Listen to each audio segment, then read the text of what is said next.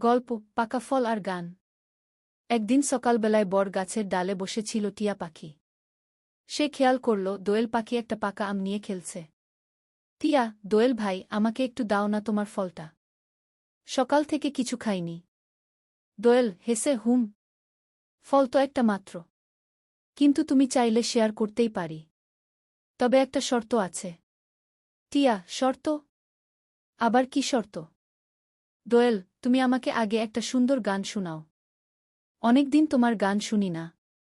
টিয়া, আহা, এ আর এমন কি? শোনো তবে। আমার সোনার বাংলা, আমি তোমায় ভালোবাসি।